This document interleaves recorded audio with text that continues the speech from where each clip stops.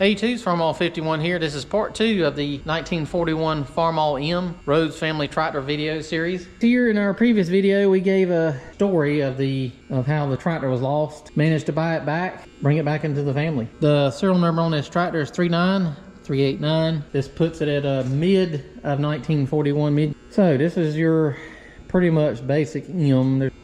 It does have some unique pieces on it that your older M's have that the newer M's don't, or things they have changed, I guess. But this is what they call a Southern Belle tractor. These tractors have no fenders, nothing fancy like that. It did manage to put some lights on it, but you know that was extra added stuff. That was deluxe stuff. Majority of the tractors did not have stuff like that, the older letter series tractors. So what I'm gonna do here, I'm gonna start up here in the front and kind of go around, do a walk around. Like I said, we've already started disassembly. We're at the point of getting ready to put the splitting stands on, and that's an old one I had. Getting ready to split the tractor and put a rear main seal, transmission seal, make sure the clutch is good. It did excellent, so I'm pretty happy with it. I may adjust on it and check and make sure everything's good on it. Got the radiator off over there, out of the way. Everything was good with it. The gear up here had some shims inside the little teeth there, so I may be getting another gear. A friend of mine, Scott, there has got one. I'm gonna try to get it from him. The steering shaft, what you see is over there, that looked okay. I'm gonna pair it up. I want as least amount of play in this as possible. Water pump, I do have a new old stock kit to go and rebuild the water pump, but I hate to use that, so I'm just gonna buy probably one from Steiner's or somebody. I'll get a kit. I'm gonna find a decent kit. You know as well as I do, as soon as you run this thing for more than an hour, you're going to find that thing's going to start leaking. As my luck goes, it'll start leaking. So I'm going to go ahead and rebuild that. Governor's fine. I'm not touching the governor. That's the carburetor I had on the shelf. I'm going to take that off and put the new one on it. Front tires, I'm going to put probably some of the implement looking tires like that on there. I like the way those look. A lot of those 1939 to 1945 M's, you'll see, for some reason they used a lot of the smooth implement rims or tires on them, so I may go back with that. I am going to leave the clamp style hubs on it, rims on it. I like those. You know me, I like stuff to be authentic, original looking. However, it was a kerosene burner, this tractor was here. It had a kerosene manifold on it, and it had a huge chunk right there. And if you heard me in the other video talking about how it was running rough, well, that's why it was running rough. Down here on the intake side, it had a hole, and it was sucking air. So this here I got from a friend of mine. And if you look at it, it's got a funny looking logo. It looks like Tractor Supply. Well, from what I was told back in the day, when they actually had tractor parts, instead of the few points and fuel bowls for a crappy Ford, 8M Ford or something back there in the back, and a few manuals and some gaskets or gasket material, you know, like all of them have now, they actually carried tractor parts. Manifold here, from what on the date, there's a date on the stamped on, or actually here, 12/22/70. They were selling parts back then, but from what I understand, or what I was told, Heisler made some parts for Tractor Supply, and they put the Tractor Supply logo on them, and they sold them at Tractor Supply. If that's right, this is essentially a Heisler manifold made for Tractor Supply, I guess. You'll have to, if somebody knows a little bit more about that than me, but that's what I've read, what I was told, that Heisler made stuff for Tractor Supply to sell there in the stores back there. You know, back in the day, Tractor Supply has been around quite a while. So this here was 1970.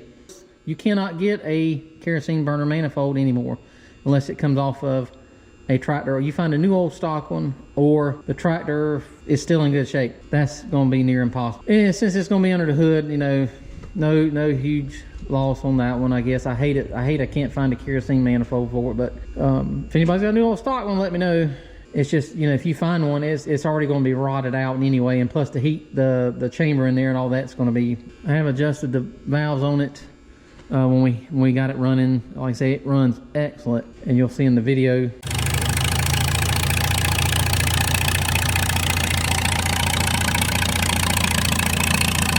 Like I say, the clutch and all that's good. I'm gonna leave that alone. I do have a easy clutch extender.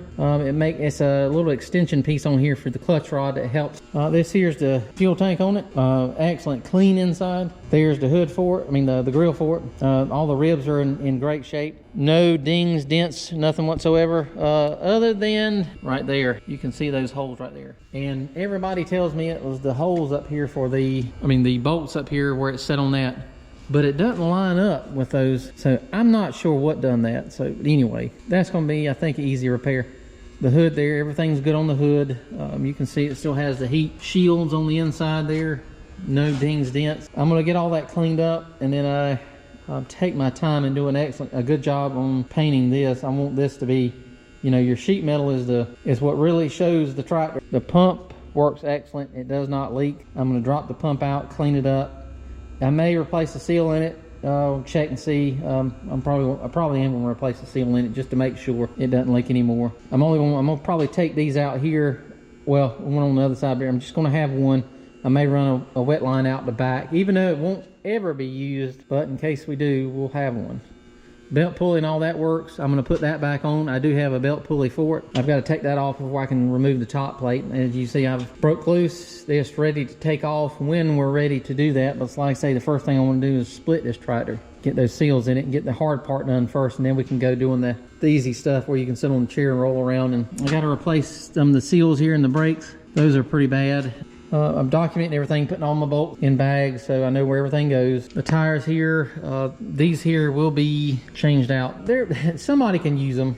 They'll work for somebody for a while, and I'll be selling these. For right now, I've got to use it to roll it around. And once, like I say, once we get the tractor split and we get all that taken care of, even the ring gear's got nice teeth on it, and I'll have to show you that. But once we get all that hard part done, and then it's going to be set up on jack stands to where we can start pulling stuff out of it. And like I say, I've already drained the rear end fluid out of it, and that stuff, I think it's been in there since 1941. It was like motor honey. But I'm going to leave. I'm going to probably set the tires in just a little bit, just for ease of loading it on the trailer. I'm not going to put fenders on. Like I say, I'm going to keep this tractor as a Southern Belle tractor, just like it was. Everything's going to be just like it was in 1941, decals and all. If you can see there, you might have to see, but it's a 711K, 612K. So they're within a month or two of each other. But you can see there's the IHC logo back here as well. You can see there's an IHC logo right there. And this is another unique part about this tractor. The early M's had what they called the flat PTO, flat back PTO. Everything works on it still. So I'm going to take it out and put a seal on it. It was leaking quite a bit, but it's kind of neat to see there's no holes back here drilled like your Super M's, 400s, 450s and all that with fast hitch, where they all have those holes back there where they can adapt the fast hitch on it. I do have the drawbar. There's the brake drums. Like I say, I've taken a paint marker, labeled everything, which side what goes on. We're going to clean all that up. I am going to put new brakes on it. They may be fine, but there's nothing like having a new set on there that you don't have to worry about them coming apart, because a lot of times along the bottom they'll break off. And transmission works fine. The shifting forks seem to be fine.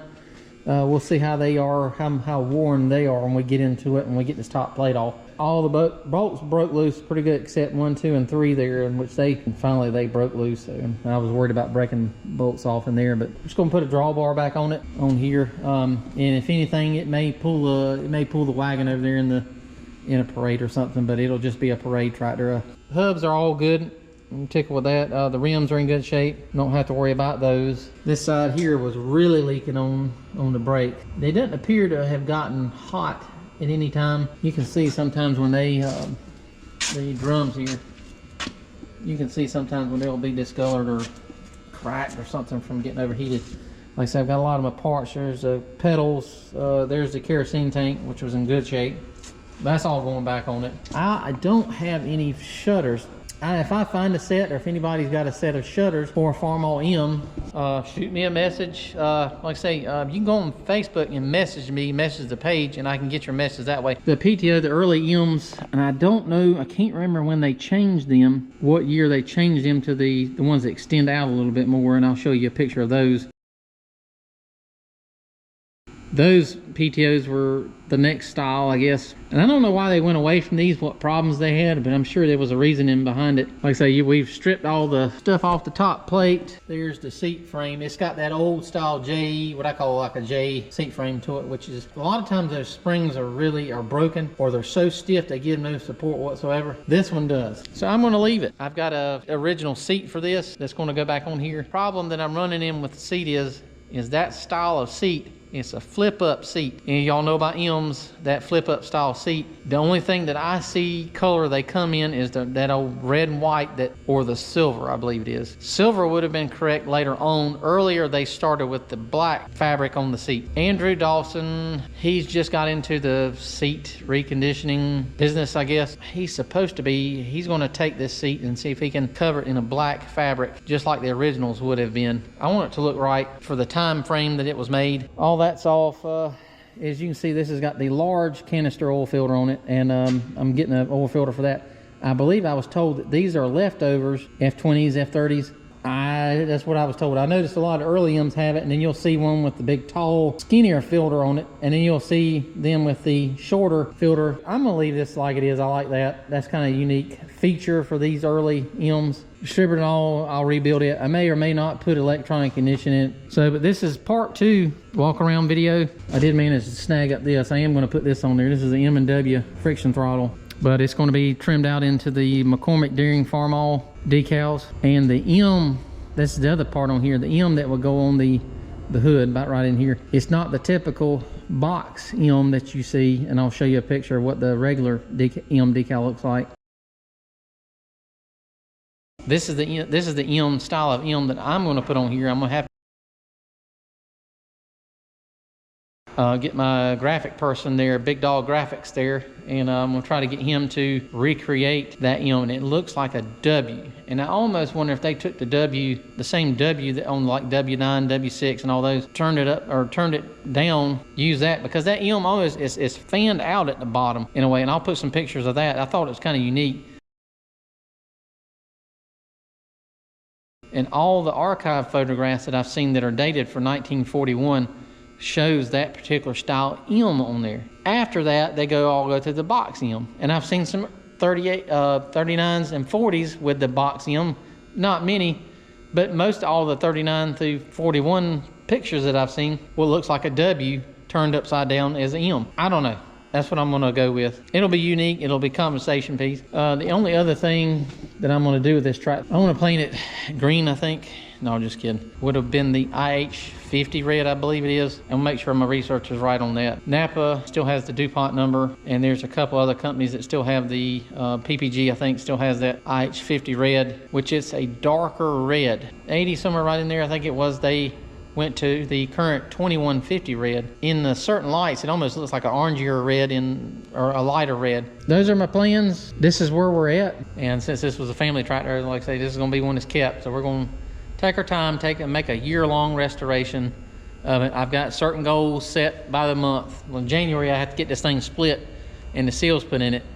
That's my goal, is to get that done and then start on the axles one at a time, get them done, and then block the thing up, or the front of the engine here, putting the seal. I'm gonna drop the front bolster here. So like I say, get that gear, put the seals up here. Bearings, check that. It is a little wobbly up here, but the steering be perfect, and I don't want that flopping around because that can get dangerous and snap that keyway or snap this shaft up here. I have heard of them snapping. That's it. I know it's kind of a long video, but this is kind of just a good walk around video, kind of give you where we're starting at, informed on this. But anyway, I hope you'll follow me on this series as we go through and restore a family tractor that was in the family, got lost, got sold, and then we bought it back in the family now, and it's going to stay in the family. Be sure, if you're not subscribed to Red Power Magazine, you may just see the story of this tractor in the next magazine. Thanks for watching.